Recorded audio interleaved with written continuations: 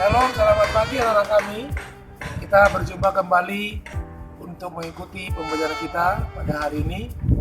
Saya berharap semua anak kami dalam keadaan sehat dan tetap semangat untuk mengikuti proses pembelajaran. Selamat pagi anak-anak kami yang ada di kelas 9.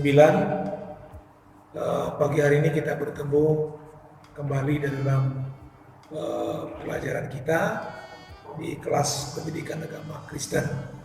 Nah, hari ini kita akan masuk membahas materi yang ada di buku cetak kelas 9 dan kita sudah ada di bab 3, yaitu temanya gereja di Indonesia.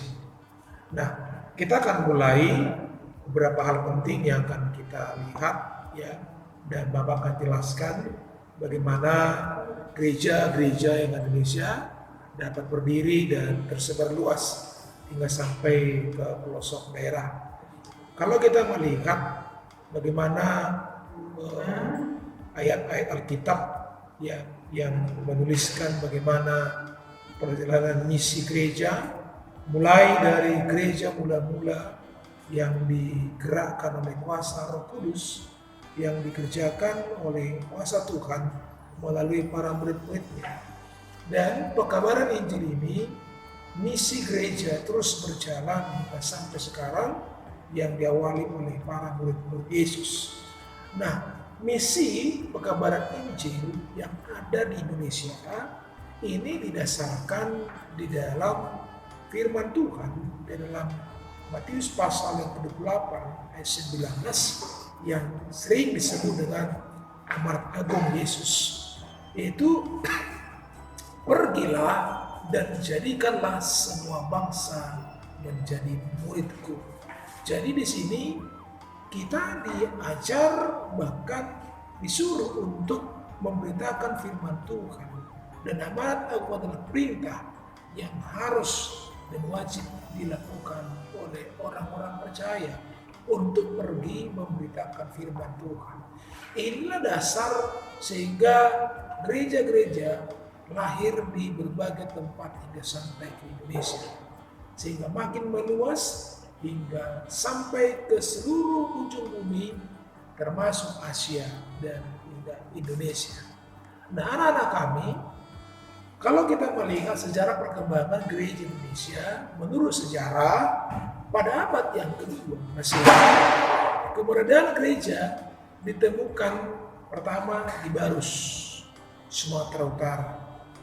Namun jejak dari masa awal kekristenan Indonesia tersebut hilang dan tidak diketahui proses perkembangannya selanjutnya. Itu pertama dulu. Nah, pada tahun 1911 Portugis berhasil merebut Malaka, kota yang menjadi pusat perdagangan yang ada di Nusantara. Nah, bangsa Portugis mulai menyebarkan agama, yaitu waktu itu agama Katolik. Nah, namun pekerjaan misi yang sesungguhnya baru terjadi setelah kedatangan seorang misionaris, yaitu Franciscus Xaverius di tahun 1546 sampai 1545. Itu awalnya dulu. Nah, kalau kita melihat bagaimana kelanjutannya, jejak iman pekabaran Injil Indonesia, yang pertama adalah kehadiran Belanda di Indonesia yang mengubah peta pekabaran Injil di berbagai daerah Indonesia. Kita tahu bahwa Belanda adalah penganut Protestan yang beraliran Calvinis. Ya, itu dia. Sehingga gereja Protestan mulai berkembang di Indonesia. Nah, sehingga kalau kita melihat bagaimana selanjutnya setelah gereja mulai berkembang berdiri di berbagai kota, berbagai daerah, kabupaten, kota, desa-desa, maka gereja akhirnya semakin meluas dan semakin kuat. Nah, untuk itu perlu yang namanya ada sebuah wadah persekutuan yang disebut dengan okumene.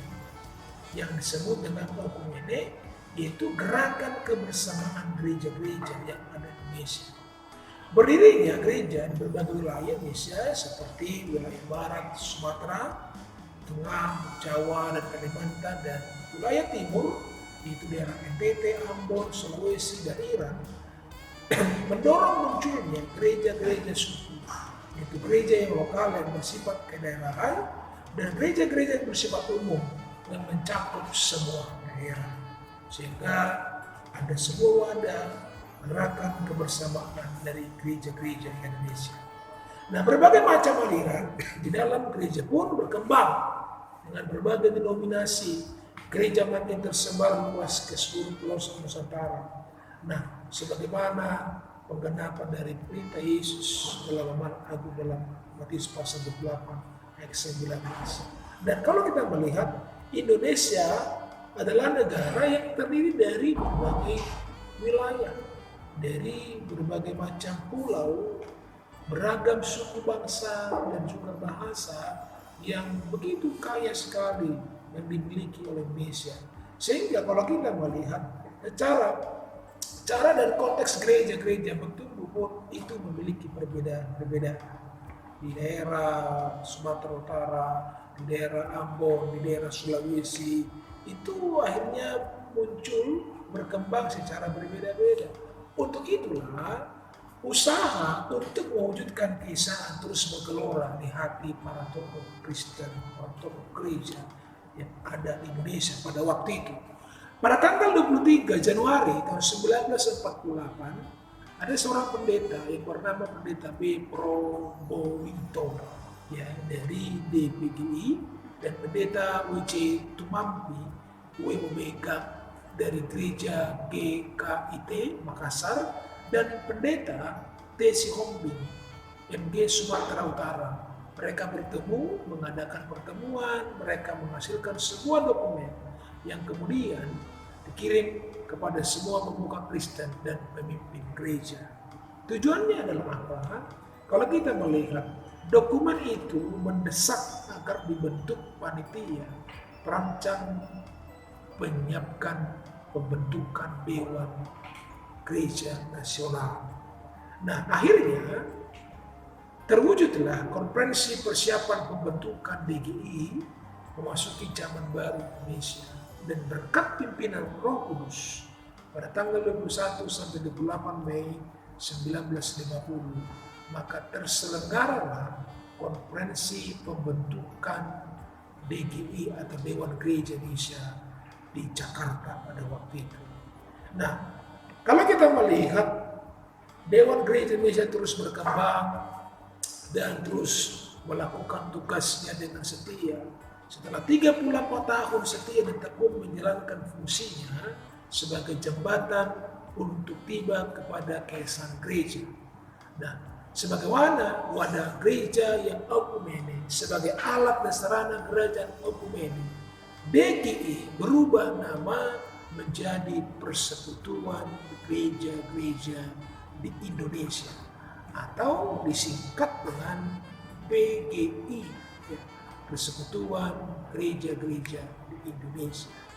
Nah, rumusan dan tata cara PGI adalah tugasnya adalah untuk mempertegas bahwa tujuan utama gereja atau gerakan okumene di Indonesia adalah mewujudkan panggilan menuju keisahan gereja sebagaimana tertulis dalam Yohanes 17 ayat 20 sampai 26, mempersatukan gereja-gereja yang ada di Indonesia.